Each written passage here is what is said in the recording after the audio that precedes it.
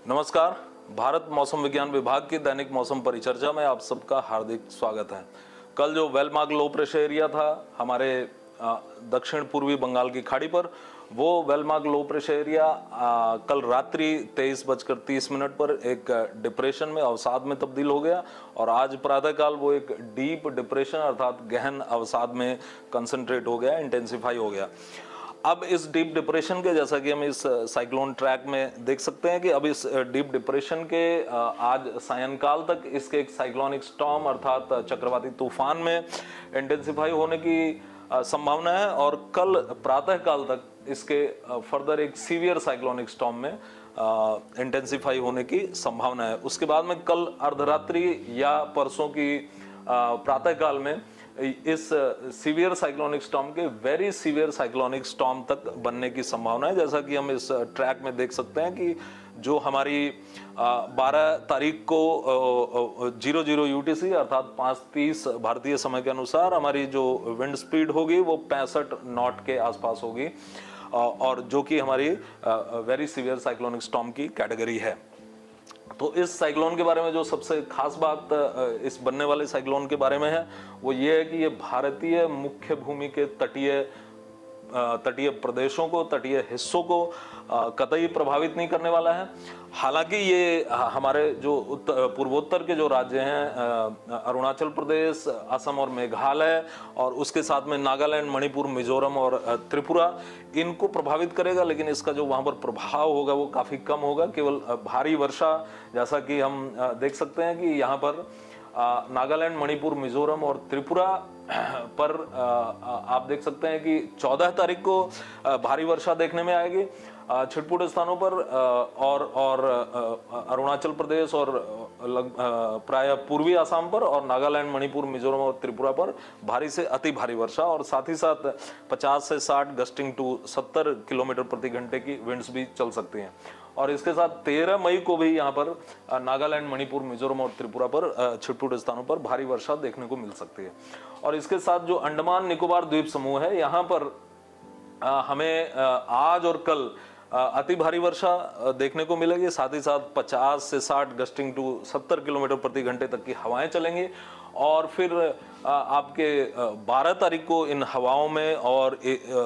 वर्षा की तीव्रता में भी कमी आएगी और केवल छिटपुट स्थानों पर केवल भारी वर्षा की संभावना रहेगी। तो ये हुआ इस जो हमारा बनने वाला चक्रवाती तूफान है, इसके आने वाले भारतीय क्षेत्र पर इसके पड़ने वाले प्रभाव के बारे में, अंडमान निकोबार द्वीप समूह और पूर्वोत्तर भारत पर। अब यदि हम इसके ट्रैक की बात करें तो अभी ये जो गति प्रदर्शित कर रहा है वह गति उत्तर पश्चिम दिशा में है। फिर ये जैसे ही हमारा सीवियर साइक्लोनिक स्टॉर्म और वेरी सीवियर साइक्लोनिक स्टॉर्म के बीच की कैटेगरी में पहुंचेगा, वहां से फिर ये रिकर्व करना शुरू करेगा, अर्थात फिर ये जो अपनी इसकी गति की दिशा उत्तर पश्चिम दिशा है उसे ये उत्तर पूर्व दिशा में तब्दील कर देगा और फिर वहां से ये चलना शुरू करेगा और हमारे मध्य पूर्व बंगाल की खाड़ी से होते हुए पूर्वोत्तर बंगाल की खाड़ी से चलते हुए ये फिर दक्षिण पूर्वी बांग्लादेश और म्यांमार के तट पर ये कॉक्स बाजार, बांग्लादेश के कॉक्स बाजार और म्यांमार के क्याउकपू के बीच में लगभग 110 किलोमीटर प्रति घंटे, 110 से 120 किलोमीटर प्रति घंटे से लेकर गस्टिंग टू 130 किलोमीटर प्रति घंटे की गति से कॉक्स बाजार और क्याउकपू के बीच में ये 14 मई के पूर्वाह्न में ये उस तट को पार करेगा। तो इस तरह हम इसके ट्रैक से और इससे एसोसिएटेड जो इसकी वार्निंग्स है उनसे हम देख सकते हैं कि ये भारतीय मुख्य भूमि के तटीय प्रदेशों को प्रभावित करने वाला नहीं है। अब हम इससे जुड़ी हुई जो फिशरमैन वार्निंग है उसको हम देख सकते हैं कि आज जो अभी इस समय जो हवाएं हैं वो 60 से 70 किलोमीटर प्रति घंटे की हवाएं हैं दक्षिण पूर्वी बंगाल की खाड़ी पे और जैसे ही शाम तक ये एक चक्रवाती तूफान में परिवर्तित होगा तो ये हवाएं बढ़ करके अभी जो हवाएं 50 से 60 किलोमीटर प्रति घंटे की हैं, वो 60 से 70 किलोमीटर प्रति घंटे की सायंकाल तक होंगी, और फिर वो प्राय बढ़ते हुए कल सुबह तक वो जब ये हमारा सिस्टम एक सीवियर साइक्लोनिक स्टॉर्म में बदलेगा तो वो बढ़ते हुए 60 से 70 किलोमीटर प्रति घंटे से बढ़ते हुए वो 90 से 100 किलोमीटर प्रति घंटे तक की हवाओं में तब्दील होंगी, और फिर उसमें और इंटेंसिटी हवाओं की बढ़ती चली जाएगी। और जैसा कि हम देख सकते हैं कि कल की मध्य रात्रि अथवा परसों की 12 तारीख की प्रातःकाल अर्ली मॉर्निंग तक हम देखेंगे कि ये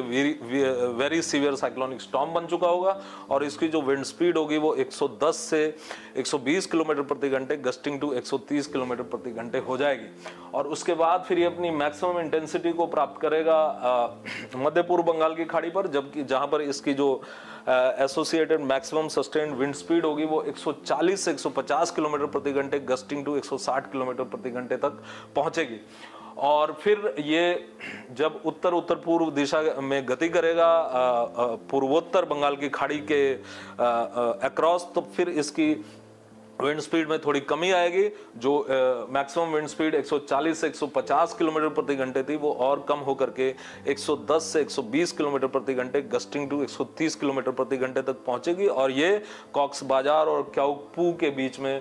बांग्लादेश, दक्षिण पूर्वी बांग्लादेश और म्यांमार के तट को पार करेगा।